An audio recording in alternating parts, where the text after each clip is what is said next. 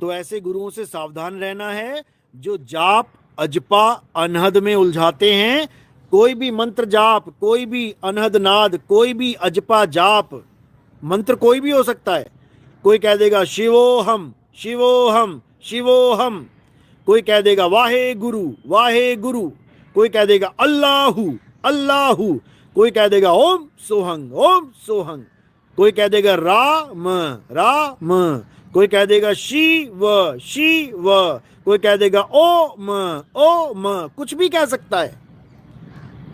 कबीर पंथियों में चले जाओगे, वो कह देंगे सतगुरु सतनाम, या फिर सतनाम को तोड़ देंगे, सांस लिया सत, छोड़ा नाम, सत नाम। कई ऐसे बैठे हैं जो कह देंगे मैं तू। कई ऐसे बैठेंगे जो कह देंगे आ ऊ। ये सब अज्ञानी है, भीड़ लगी पड़ी है, भंडार भरे पड़े हैं ऐसे गुरुओं के, खासकर भारत देश में, जो तुम्हें अजपा जाप से जोड़ देंगे, श्वासों से जोड़ देंगे, आती जाती श्वासों को ही देखते रहो। महात्मा बुद्ध का भी जितना भी पंथ चल रहा है, इसी में अटके पड़े हैं सारे, श्वासों में अटके पड़े हैं सारे। आती जाती श्वास को देखते रहो, बन जाओगे तुम महात्मा। बताओ, अरे श्वास को नहीं देखना है, खुद को जानना है। कोई दीवार में एलईडी लगा देता है, लाल एलईडी लगा देगा दीवार में, कहेगा देखते रहो। उसको देखने के बाद क्या होगा? जब एक घंटा देखोगे, उसके बाद तुम जिधर भी देखोगे तुम्हें वो प्रकाश दिखाई देगा, एलईडी का ज्योति स्वरूप प्रकाश, और तुम्हें लगेगा वाह, मुझे तो परमात्मा के दर्शन हो रहे हैं। अरे तुम सूरज की तरफ देख लो 1 मिनट के लिए, सूरज की तरफ देखो, उसके बाद 1 मिनट के बाद, 1 मिनट तो तुम देख भी नहीं पाओगे, तुम 10 सेकंड देख लो। दोपहर में सूरज को 10 सेकंड भी नहीं देख पाओगे खुली आंखों से, अरे तुम 5 सेकंड देख लेना। उसके बाद तुम जिधर मुंह घुमाओगे तुम्हें सूरज दिखाई देगा, तुम्हें उसका प्रकाश दिखाई देगा। इसका मतलब ये नहीं कि तुम्हें परमात्मा मिल गया, समझ लो। मेरी आवाज आ रही है?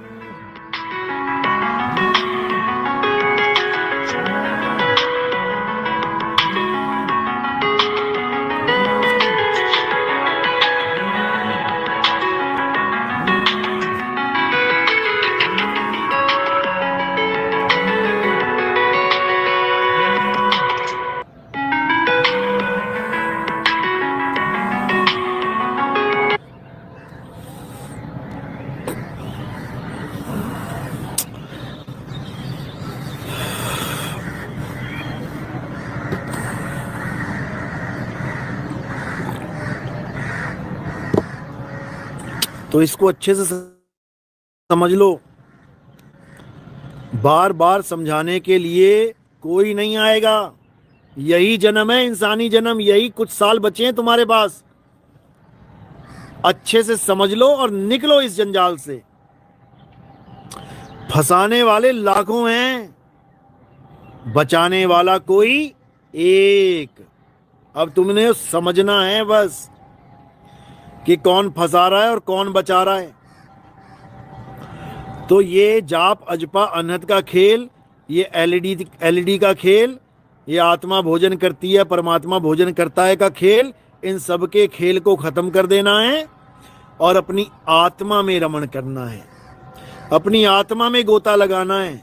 और जब अपनी आत्मा में गोता लगाओगे तब तुम्हें समझ में आ जाएगा कि ये जीव से पीव कैसे हुआ जाता है, कैसे होंगे हम जीव से पीव। समझ लो, बहुबंधन में बांधिया एक बेचारा जीव, ये जीव बंधन में है और बंदी छोड़ छुड़ाएंगे तब समझ में आएगा। बंदी छोड़ क्या है? आत्म स्वरूपी बंदी छोड़ हैं। इसी को विदेह कहते हैं, विदेह। शब्द शब्द सब कोई कहे, हम तो शब्द विदेह। समझे? क्योंकि शब्द ही गुरु है। विदेही गुरु है, हमारा गुरु विदेही है।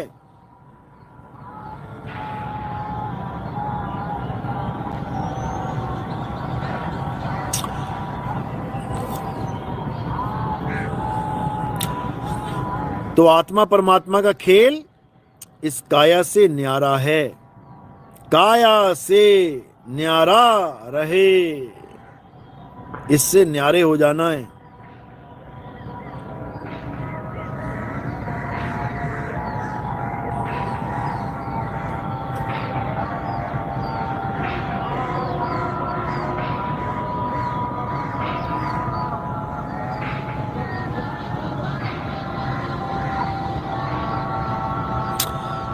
तो इसी को समझना है। जो तुम्हें काया के अंदर लेके जा रहा है, समझ लो काल भगवान के इस महल में, इस भूल भुलैया में तुम्हें फंसा के मारेगा। जो भी गुरु तुम्हें काया के अंदर ले जाने की बात कर रहा है कि इंगला पिंगला सुषमना से इस काया के अंदर प्रवेश हो जाओ और ऐसे करो वैसे करो, समझ लो पक्का मरे। अब तो कोई नहीं बचा सकता। अरे इंगला बिन से पिंगला बिन से सुषमन नाड़ी, और कहें कबीर सुनो रे गोरख कहां लगई हो ताड़ी। अभी तो जीवित हो, इंगला पिंगला दिख रही है, अभी प्राण निकल गए ना हालत खराब हो जाएगी। कहां ध्यान धरोगे? अभी तो धर लिया इंगला पिंगला पे ध्यान, क्योंकि जीवित हो। और जब काया छूटेगी तो कहां ध्यान रखोगे? हालत खराब हो जाएगी। समझ लो अच्छे से।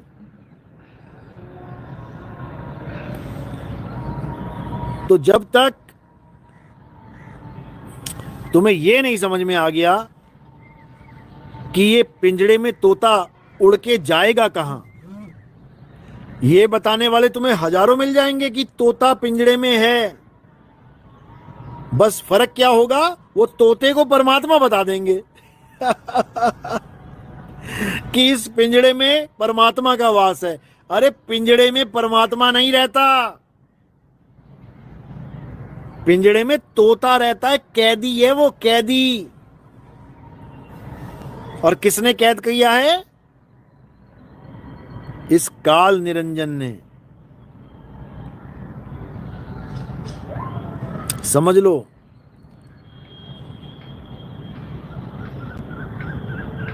तोते को उसका निज घर बताने वाला कोई मिल जाए तो तोता उड़ जाए, उड़ के विहंगम चाल से अपने घर पहुंच जाए। इतने इशारे हैं विहंगम चाल के, तुम सोच नहीं सकते। बाइबल में तो आदमी के पीछे पंख लगा दिए तुम ईसाई धर्म में देखोगे, कोई भी आदमी दिखेगा तुम्हें, उसमें देवदूत उसके पंख लगा दिए, उड़ रहा है वो। बताओ। अरे भगवान ने उनको पंख लगाए, तुम्हें नहीं लगा दिए? तुम्हें भी उड़ने की ताकत दे देता वो, क्यों हवाई जहाज की टिकटें खरीद खरीद के जा रहे हैं इधर उधर? जब भगवान ने उन इंसानों के पंख लगा दिए जो तुम्हें बाइबल में दिखाई जाते हैं, कोई परियां दिखा रहे हैं, कोई दूत दिखा रहे हैं भगवान के, गॉड के, उनके पंख लगे हुए हैं, तुम्हारे क्यों नहीं लगे हैं? वो इशारा है कि भगवान तक पहुंचना है तो पंख लगाने पड़ेंगे, और गुरु लगाएगा तुम्हें पंख गुरु तुम्हें पंख लगाने ही आया है, समझ लो।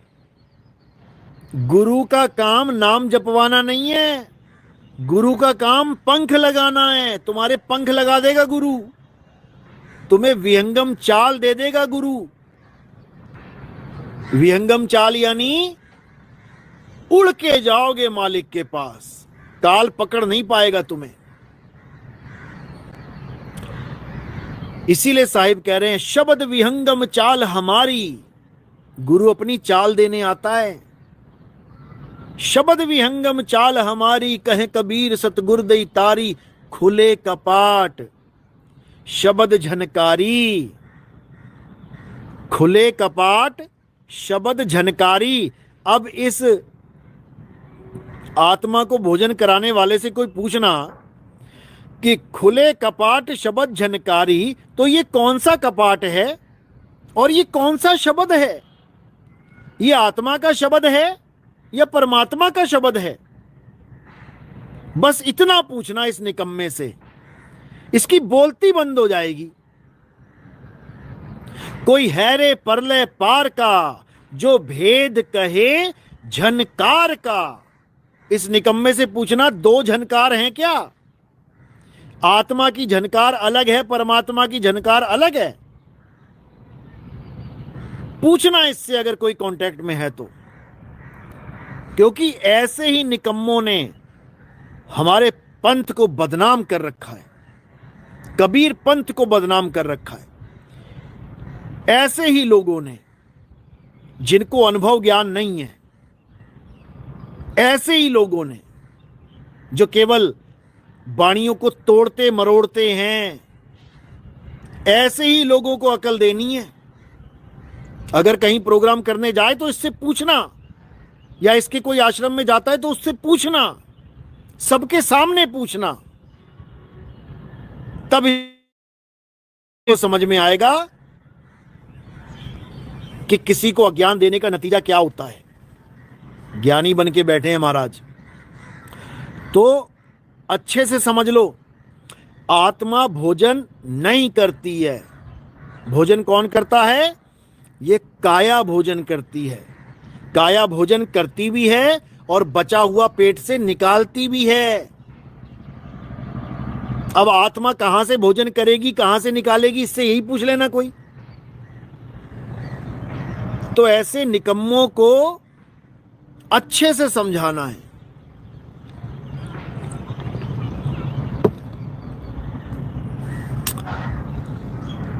तो कबीर साहब यही समझा रहे हैं, तंत्र मंत्र सब झूठ है, इनमें ना उलझे कोई,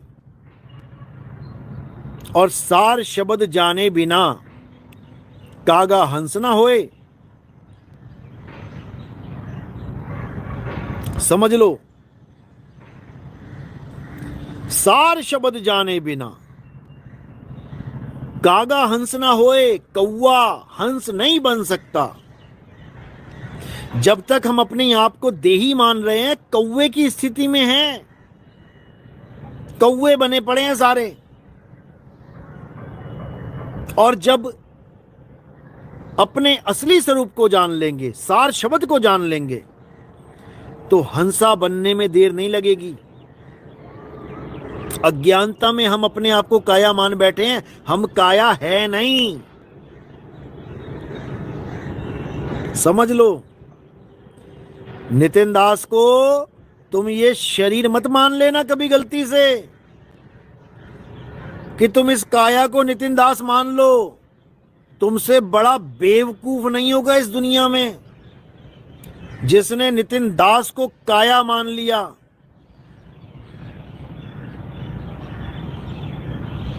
और अगर मुझे जानना है कि मैं क्या हूं, तो पहले खुद को जानो। जब तुम खुद को जानोगे, तब तुम पहचान पाओगे कि नितिन दास है कौन। क्योंकि जब तक तुम अपने आप को काया मान रहे हो, तब तक तुम मुझे भी काया ही मानोगे। और जिस दिन तुम्हें अपने आप को जानने का मालिक ने मौका दिया, उस दिन तुम समझ पाओगे कि तुम्हें नामदान किसने दिया है, काया ने या शब्द ने। तब जान पाओगे तुम कि शब्द गुरु क्यों कहा जाता है। तब तुम्हें पता लगेगा कि तुम्हारा गुरु देह है या शब्द है। अभी नहीं समझ में आएगा। क्यों? क्योंकि माया का चश्मा चढ़ा हुआ है आंखों पे। माया काया ही दिखाती है, आत्मा नहीं दिखा सकती। समझ लो, समझ लो।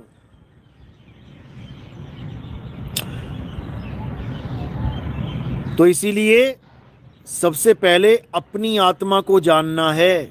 जिस दिन तुम अपनी आत्मा को जान गए, तुमने सबको जान लिया। तुम राम जी को जान जाओगे, तुम श्याम जी को जान जाओगे, तुम हनुमान जी को जान जाओगे, तुम सबको जान जाओगे कि सबका मूल अस्तित्व है क्या। एक भी काया नहीं है, न राम काया, न श्याम काया, न हनुमान काया, न कबीर काया है, न रविदास जी काया है, न मीराबाई, न राधा काया है। सब आत्मा हैं। लेकिन दुख के साथ कहना पड़ रहा है कि उस आत्मा का किसी को ज्ञान नहीं है। आत्म ज्ञान की कमी है। आत्म ज्ञान का क्या मतलब होता है? आत्म ज्ञान का मतलब ये नहीं होता कि राधा राधा राधा करो, आत्म ज्ञान हो जाएगा। आत्म ज्ञान का मतलब ये नहीं होता कि राम राम राम जपो, आत्म ज्ञान हो जाएगा।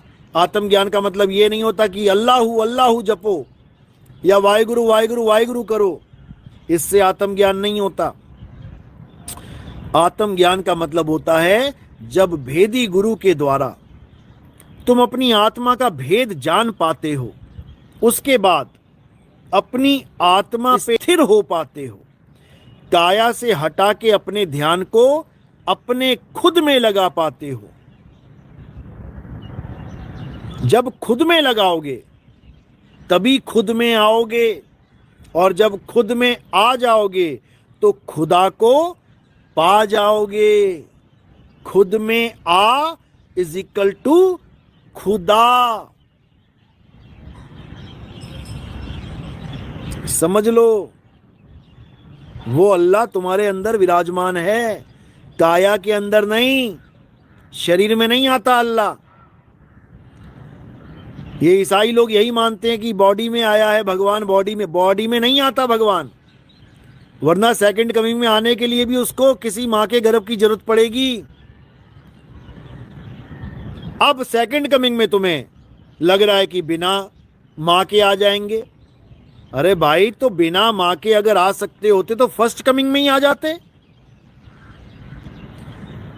जब वो इतने समर्थ हैं कि बिना मां के आ सकते हैं, तो मां के गर्भ में जाने की जरूरत क्या थी? और तुम्हें लगता है कि ईसा मसीह स्वर्ग में बैठे हैं, राजा हैं, तो राजा बच्चा बन गया? राजा राजा होके आ जाता? नहीं समझ में आ रहा है।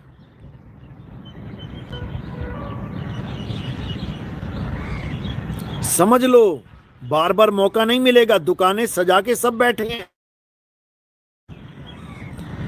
सब चाहते हैं कि तुम उनके ग्राहक बन जाओ, लेकिन कोई नहीं चाहता कि तुम अपने आप को जान लो। हिंदू चाहता है आओ राम जी की पूजा करो, आओ श्याम जी की पूजा करो, आओ हनुमान जी की पूजा करो। मुसलमान कहता है आओ नमाज पढ़ो, आओ कुरान पढ़ो, आओ अल्लाह को मानो। सिख कहता है आओ गुरु ग्रंथ साहब को मत्था टेको, आओ गुरु ग्रंथ साहब पढ़ो, आओ वाहिगुरु वाहिगुरु करो। ईसाई कहता है आओ चर्च में, आओ पूजा पाठ करो ईसा मसीह का। कोई नहीं कह रहा कि तुम अपने आप को जानो। और साहिब कह रहे हैं, कबीर साहब कह रहे हैं, अरे तू सिमरन किसका करे, तू ही है आपे आप। समझ लो, सब अपनी दुकान में ग्राहक बढ़ाना चाहते हैं, लेकिन कोई ये नहीं चाहता कि ग्राहक जाग जाए।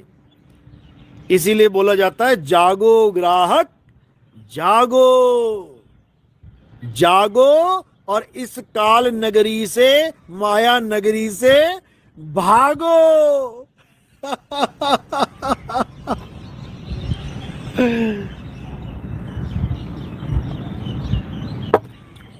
लेकिन अज्ञानी को यह बात समझ में नहीं आती। अज्ञानी कभी नहीं समझ सकता। अज्ञानी स्वर्ग और नरक में ही उलझा पड़ा है। इसीलिए साहिब को कहना पड़ा, अज्ञानी को स्वर्ग नरक है, अरे हरि जाने को नहीं। और जिस भव से सब लोग डरते हैं, सो भय हमरे नाही। समझ ले हो, समझ लोगे कल्याण हो जाएगा, नहीं तो 84 में घमासान हो जाएगा। शेर के साथ लड़ने की तैयारी कर लो, हिरण बनके शेरों का ही सामना होगा। समझ लो, 50-50 कुत्तों से बच के भागने का इंतजाम कर लो। जंगल में 50-50 कुत्ते भैंसे तक को पकड़ के उधेड़ देते हैं। तालाब से पानी पीने की प्रैक्टिस कर लो, जल्दी से मुंह डाल के जल्दी से निकल जाना। नहीं तो मामा बैठा है वहां पे मुंह खोल के। वो एक हिरन की वीडियो देखी ना, पानी तो पी रहा है लेकिन उसके पैर देखो एकदम भागने के लिए तैयार। और जैसे ही मामा आया, मामा यानी मगरमच्छ, एकदम तितर हो गया। पता ही नहीं लगा मगरमच्छ को कि यार यहाँ पे कुछ था भी। तो ये प्रैक्टिस कर लो, आजकल यूट्यूब में दिखा भी रहे हैं लड़के लोग, प्रैक्टिस कर रहे हैं। कोई पर्स छीनने की प्रैक्टिस कर रहा है, कोई गोलगप्पा छीनने की प्रैक्टिस कर रहा है। आगे बेटा प्रैक्टिस ही करनी पड़ेगी तुम्हें भी, याद रखना। और जहां चूके समझ लो वहीं तुम्हारी हालत खराब हो जाएगी, समझ लो। तो इसलिए जल्दी जल्दी गर्दन डाल के पानी पी के एक घूंट फिर गर्दन बाहर निकालने की प्रैक्टिस शुरू कर दो, शुरू कर दो। क्योंकि बकरी बन के, गाय बन के, भैंस बन के तालाब पे, नदी पे जाना ही पड़ेगा। हिरण बन के पानी पीना ही पड़ेगा। अभी से परफेक्ट हो जाओ। अभी से रेस लगानी शुरू कर दो। शेर तो नहीं मिलेगा, कुत्ते से ही लगा लेना, भागना तुम्हें ही पड़ेगा। कोई माता जी नहीं आएंगी बचाने, वहां शेरों वाली माता, वो शेर पे बैठी है, हिरण को बचाती नहीं है। याद रखो, शेर हिरण ही खाएगा और तुम ही बनोगे हिरण, ये भी याद रखो। तो मेरे भाई, विवेक को बढ़ाओ और आत्म ज्ञान में आओ। अभी तुम जो मर्जी हो, लेकिन आत्म ज्ञान में आओगे तो कल्कि की फौज कहलाओगे। समझ लो, समझ लो मेरी बात। बार बार बताने वाला नहीं मिलेगा।